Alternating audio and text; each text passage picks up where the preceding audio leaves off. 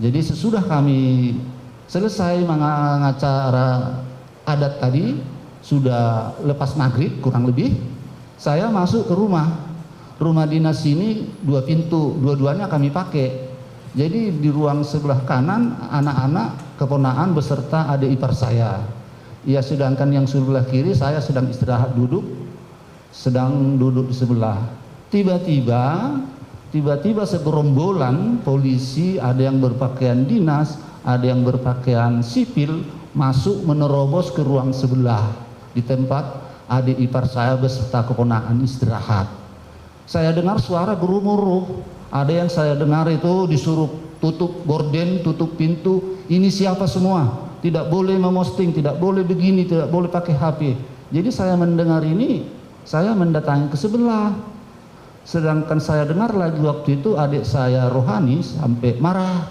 Ini ada apa kalian masuk ke rumah orang dalam keadaan begini? Tidak ada tata kerama. Kalau kalian itu Muslim, Assalamualaikum. Kalau kalian itu Kristen, Salam. Pakai tata kerama masuk ke rumah orang. Orang itu nampaknya begitu menutup gorden pintu, langsung pagar betis. Saya datangi, ada apa ini? Kok begini cara masuk ke rumah orang? Akhirnya orang itu agak reda. Saya lihat ke pintu sebelah, sudah mendekat rombongan lagi, rombongan Pak Brigjen Hendra Kurniawan beserta kawan-kawannya. Jadi Pak Hendra mengutarakan kedatangannya itu untuk menyampaikan kronologi meninggalnya almarhum Joshua. Jadi saya persilakan masuk ke rumah. Saya ambilkan kursi, saya persilakan duduk. Yang duduk waktu itu Pak Hendra, ada di sebelah kirinya, saya lupa namanya, tidak begitu saya perhatikan namanya waktu itu, berpakaian dinas. Saya lihat dari pakaiannya dari propam juga. Jadi yang tegak dekat pintu banyak polisi berpakaian sipil dan campur berpakaian dinas. Jadi datang Pak Hendra menanya saya, ibu dan anak-anak di mana Pak? Saya panggil istri saya beserta anak-anak. Ya, kiranya anak-anak dan istri bapak di sini untuk mendengarkan kronologi kematian si Joshua. Sedangkan istri saya masih berada di belakang untuk mengganti pakaian.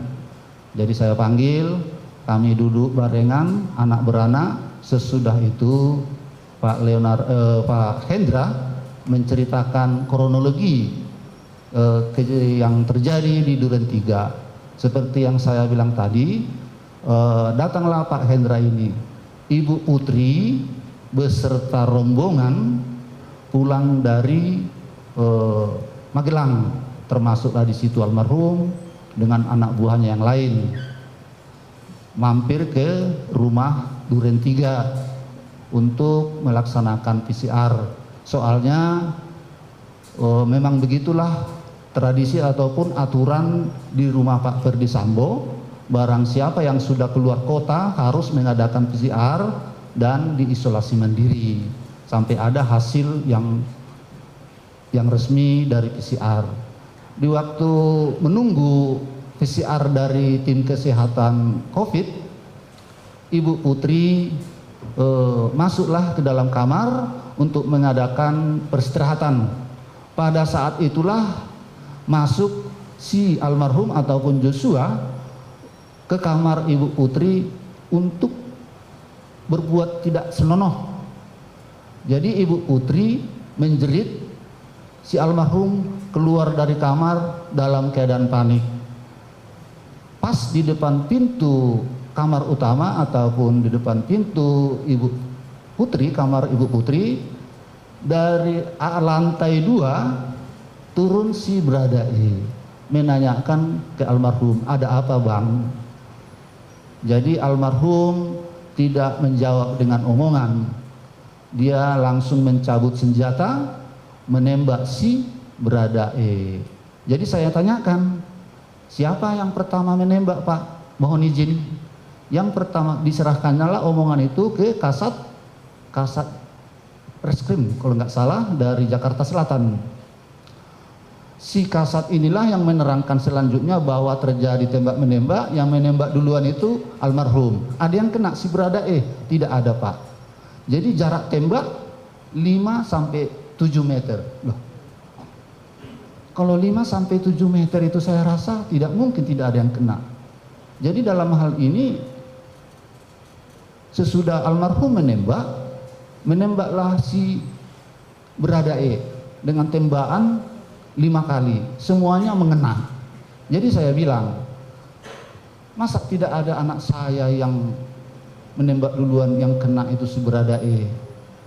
Datanglah si yang dari Jakarta Selatan membilangkan bahwasanya si almarhum itu menembak dengan keadaan panik dan memegang senjata pun 2 tangan. Jadi saya bilang, mohon maaf Pak Jenderal, saya ini tidak mengerti soal tembak menembak. Mana lebih akurat, menembak 2 tangan apa 1 tangan? Yang setahu saya ya lebih akurat 2 tangan.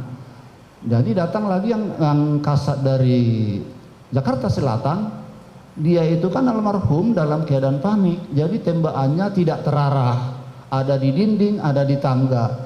Ya saya sanggah lagi, itu kan Pak bisa saja ditembakin itu. Dengan refleks saya ngomong, bisa saja ditembakin itu. Yang penting pembuktiannya. Nah, di sana kan rumah dinas, Pak. Kita itu tidak usah berdebat. Di sana kan rumah jenderal. Setahu saya rumah jenderal itu pengamanannya termasuk CCTV sangat lengkap. Masa tidak ada? Itu aja diperiksa, Pak. Jadi datanglah si kombes yang di sebelah kiri Pak Hendra ini ngomong, Pak Huta Barat, memang itu rumah dinas. Rumah dinas itu tidak lengkap CCTV-nya. Saya tidak bilangnya tidak ada, tidak lengkap. Itu diperiksa, itu CCTV yang mengarah kamar utama. Pasti itu tahu kita semua, apa kelakuan, apa perbuatan yang sebenarnya di sana. Tidak usah kita berdebat-debat, aku bilang gitu. Jadi datanglah si Pak yang di samping Pak Hendra, memang di sana tidak ada CCTV mengarah sana. Istri saya spontan menjawab dengan keadaan nada marah, "Hei, kamu bilang di situ tidak ada CCTV. Ini lingkungan sekolahan. Di tiap lokal sekolahan ini, di pintu gerbang sana pun ada CCTV. Ayo ke kantor." Kita ke kantor, kita lihat itu di kantor, kita buka CCTV, nampak nanti di sana jam berapa orang kalian datang ke sini. Masa di situ tidak ada CCTV? Rumah jenderal, sampai marahlah istri saya. Jadi sesudah itu kombes tadi merasa tidak nyaman duduk lagi, dia pamit sama Pak Hendra Kurniawan, pamit keluar dari ruangan ataupun pergi ke halaman. Jadi tidak lama lagi Pak Hendra pamit untuk pulang ke Jambi. Jadi itulah kronologi Pak yang bisa saya sampaikan sementara ini. Terima kasih Saudara Saksi Samuel Huta Barat. Saksi Ibu Rosti Simanjuntak, ada yang mau ditambahkan Bu, keterangan dari Bapak Bu? Menambahkan sedikit atas kehadiran rombongan Pak Hendra bersama rombongan yang lainnya yang berpakaian sipil atau penyidik dari Bareskrim. Mereka menyuruh kami untuk mengetahui bukti itu harus datang ke Jakarta. Sedangkan di sana saya sebagai ibu yang sudah begitu hancur hati memohon berulang kali kepada mereka, buktikan barang bukti yang sah, jangan cuma omongan atau kasarnya asbun saya bilang.